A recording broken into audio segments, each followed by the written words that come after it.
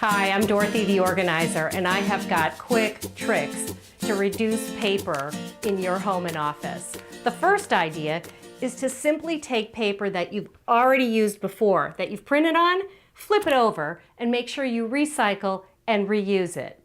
Tip number 2 is to try and collect all of your receipts. Go to your wallet, get them all in here. If they're anywhere else in the house, put them all in one spot. Mark the box receipts. It can be a bin like this or a box, but whatever you need to do, just keep them all in one spot. I'll tell you what, when you do that, it makes returns so much easier.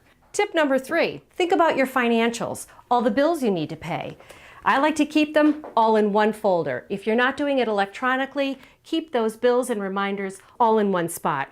Notice I keep saying all in one spot all the time, because when you keep like with like, you're more successful in terms of being organized.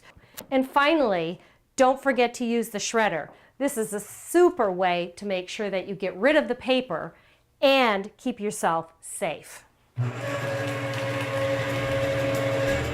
Good luck.